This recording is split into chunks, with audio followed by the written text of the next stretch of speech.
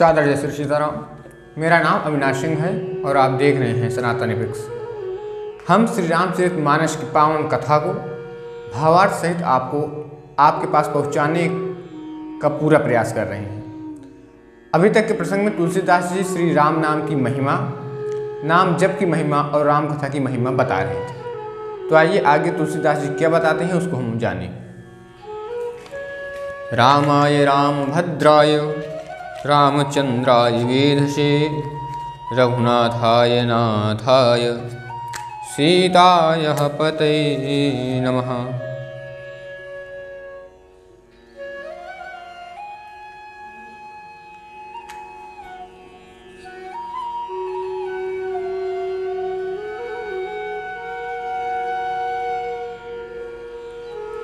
तुलसीदास जी आगे कहते हैं, राम कथा मंदाग्नि चित्रकूट चितचारु तुलसी सुभग स्नेह बन सिय रघुवीर विहारु। तुलसीदास जी कहते हैं कि राम कथा मंदाकिनी नदी है। यह मंदाकिनी नदी के समान है, सुंदर निर्मल चित्रकूट के समान है और सुंदर स्नेही वन है जिसमें श्री सीता राम जी विहार करते हैं।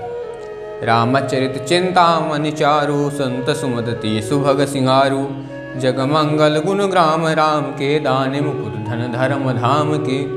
श्री रामचंद्र जी का चरित्र सुंदर चिंतामणि है और संतों की सुबुद्धि रूपी स्त्री का सुंदर श्रृंगार है। श्री रामचंद्र जी के गुण समूह जगत का कल्याण करने वाले और मुक्ति धन धर्म और परम धाम देने वाले हैं। सद्गुरु ज्ञान विराग जोग के विबुध वैद भव भीम रोग के जननी जनक सिय राम प्रेम के बीज सकल व्रत धर्म नेम के। ज्ञान वैराग्य और योग के लिए सद्गुरु हैं और संसार रूपी भयंकर रोग का नाश करने के लिए देवताओं के वैद्य अश्विनी कुमार के समान हैं। ये श्री सीताराम जी के प्रेम के उत्पन्न करने के लिए माता पिता हैं और संपूर्ण व्रत धर्म और नियमों के बीज हैं। शमन पाप संताप शोक के प्रिय पालक पर लोक लोक के सचिव सुभट भूपत विचार के कुंभज लोक उदधि अपार के। पाप संताप और शोक का नाश करने वाले तथा इस लोक और परलोक के प्रिय पालन करने वाले हैं। विचार ज्ञान रूपी राजा के सूरवीर मंत्री और लोभ रूपी अपार समुद्र को सोखने के लिए अगस्त मुनि हैं। काम कोह कलिमल करिगन के हरि सावक जन मन बन के अतिथि पूज प्रियतम पुरार के कामद घन दरिद्रवार के। भक्तों के मन रूपी वन में बसने वाले काम क्रोध और कलयुग के पाप रूपी हाथियों को मारने के लिए सिंह के बच्चे हैं। शिव जी के पूज्य और प्रियतम अतिथि हैं और दरिद्रता रूपी रावणल को बुझाने के लिए कामना पूर्ण करने वाले मेघ हैं। मंत्र महामनि विषय व्याल के मेटत कठिन कुंवंक भाल के हरत मोहत दिन कर कर से सेवक सालिपाल जलधर से। विषय रूपी सांप का जहर उतारने के लिए मंत्र और महामणि हैं। वे ललाट पर लिखे हुए कठिनता से मिटने वाले बुरे लेखों को मिटा देने वाले हैं। अज्ञान रूपी अंधकार के हरण करने के लिए सूर्य किरणों के समान और सेवक रूपी धान के पालन करने में मेघ के समान हैं। अभिमत दान देव तरु पर से सेवत सुलभ सुखद हरिहर से।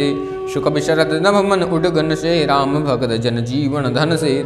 मनोवांछित वस्तु देने में श्रेष्ठ कल्प वृक्ष के समान हैं और सेवा करने में हरिहर के समान सुलभ और सुख देने वाले हैं। शुकवि रूपी शरद ऋतु के मन रूपी आकाश को सुशोभित करने के लिए तारागण के समान और श्री राम जी के भक्तों के तो जीवन धन ही हैं। सकल सुकृत फल भूरि भोग से जगहित निरुपधि साधु लोग से। सेवक मन मानस मराल से पावन गंग तरंग माल से। संपूर्ण पुण्यों के फल महान भोगों के समान हैं। जगत का छल रहित हित करने में साधु संतों के समान हैं। सेवकों के मन रूपी मानसरोवर के लिए हंस के समान, अपवित्र करने में गंगा जी तरंग मालाओं के समान हैं। कुपत कुतरक वशाल कलि कपट दम्भ पासन्न दहन राम गुण ग्राम जिम ईधन अनल प्रचंड।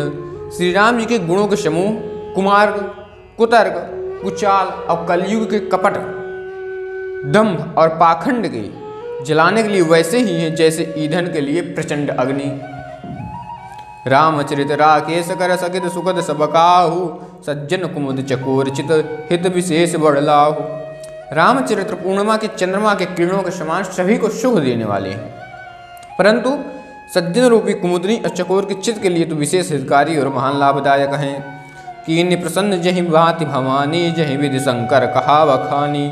असो सब कहे तो कहब मैं गाये, कथा प्रबंध विचित्र बनाई।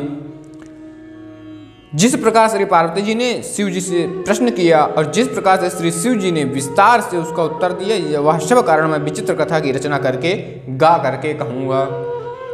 जहिया कथा सुना नहीं हुई, जनिया चरजु करे सुन सोई। अकथा अलौकिक सुनहि ज्ञानी, नहीं आचरजु करहि यस जानी।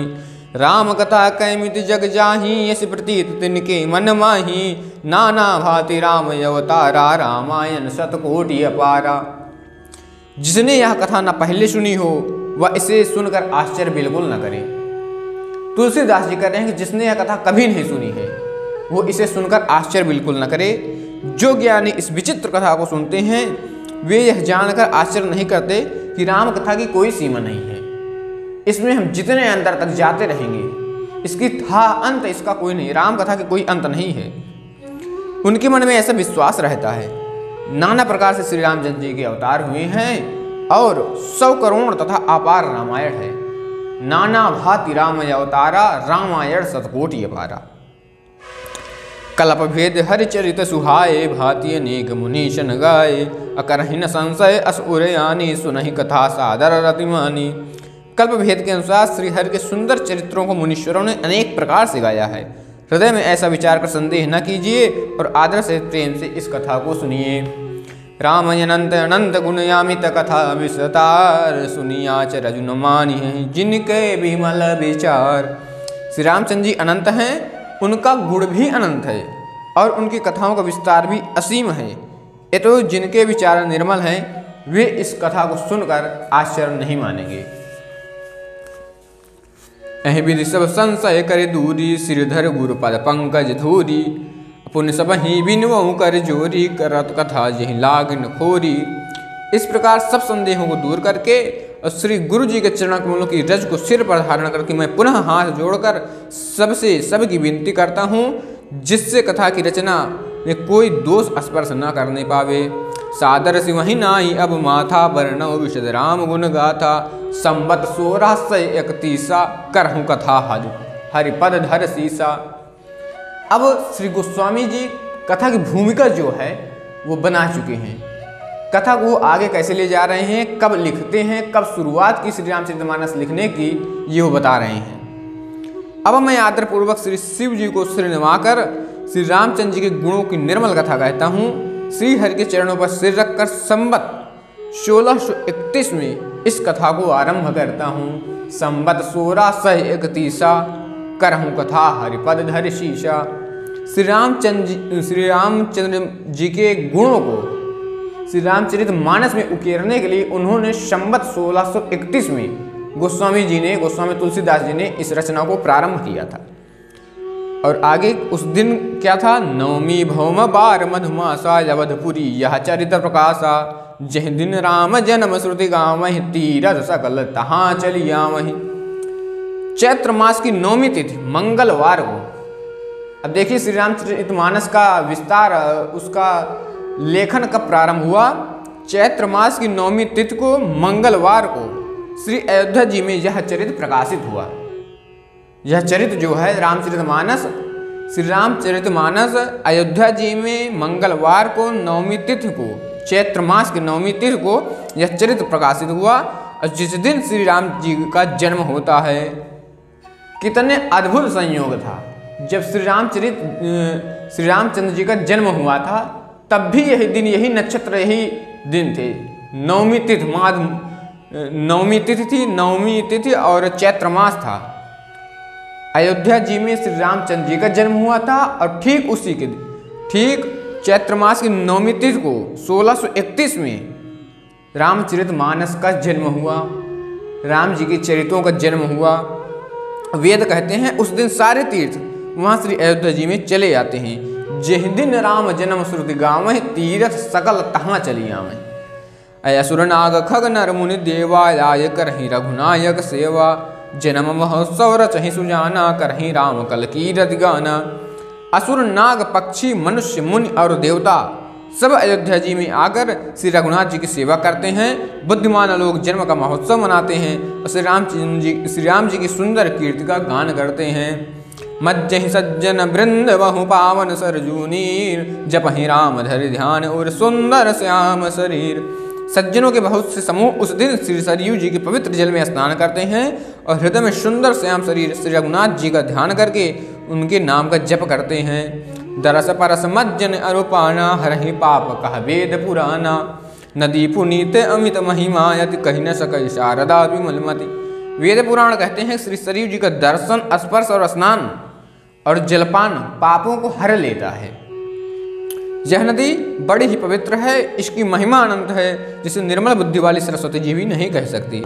राम धाम दापुरी सुहावनी, लोक समस्त विदित अति पावनी। चार खानी जग जीव अपारा, यवह तजे तनु नहीं संसारा। यह शोभायमान मधुपुरी श्री रामचंद्र जी के परम धाम को देने वाली है, सब लोकों में प्रसिद्ध है और अत्यंत पवित्र है। जगत में अंडज, श्वेतज, उद्भिज और जरायुज 4 प्रकार के अनंत जीव हैं। इनमें से कोई भी अयोध्या जी में शरीर छोड़ते हैं तो वे फिर संसार में नहीं आते, उनका इस संसार चक्र से समाप्ति हो जाती, संसार में पुनः नहीं आना पड़ता। जन्म मृत्यु के चक्कर से छूटकर भगवान के परम धाम में निवास करते हैं। सब विद पुरी मनोहर जानी, सकल सिद्ध प्रद मंगल खानी। विमल कथा कर दीन रंभा, सुनहि न साहि काम मद दंभा।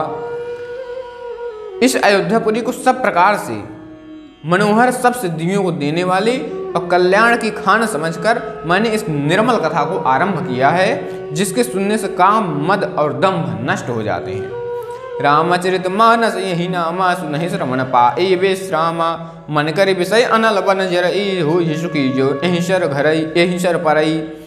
इसका नाम रामचरित मानस है, जिसके कानों से सुनते ही शांति मिलती है। मन रूपी हाथी विषय रूपी दावानल में जल रहा है, वह यदि इस रामचरित मानस रूपी सरोवर में आ पड़े तो सुखी हो जाए। हो सुखी जो एहिशर परई, मन कर विषय अनल बन जरई। यह मन विषय रूपी दावानल में जल रहा है। रामचरित मानस मुनि भाजन बिरचौ शंभु सुहावन पावन। त्रिभिद दोष दुख दारिद दामन, कलि कुचाल कुल कलुक निशावन। यह रामचरित मानस मुनियों का प्रिय है। इस सुहावने पवित्र मानस की शिव जी ने रचना की। यह तीनों प्रकार के दोषों, दुखों और दरिद्र को तथा कलयुग के कुचालों और सब पापों को नाश करने वाला है। रचि महेश निज मानस राखा, पाई सुसमय शिवाम सन भाषा। ताते रामचरित मानस बर धरो, नाम ही हेरि नरसिंहर।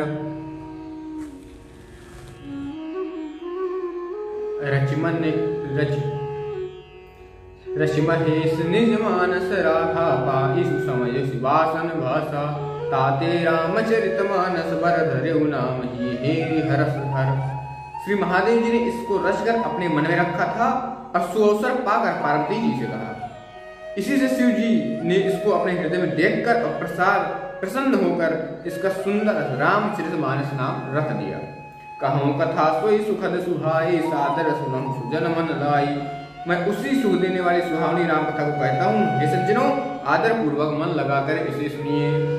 जस मानस जय विधि भयो, जग प्रचार जहि हेतु। अब सोई कहूँ प्रसंग सब, सुमिर उमा वृषिकेतु। यह रामचरित मानस जैसा है, जिस प्रकार बना है और जिस हेतु से जगत में इसका प्रचार हुआ, अब वही सब कथा मैं श्री उमा महेश्वर का स्मरण करके कहता हूँ। शंभु प्रसाद सुमत ही हुलसी, रामचरित मानस कवि तुलसी। करई मनोहर मति अनुहारी, सुजन सुचित सुन लेहु सुधारी। श्री शिव जी की कृपा से उसके हृदय में सुंदर बुद्धि का विकास हुआ, जिससे यह तुलसीदास श्री रामचरित मानस का कवि हुआ।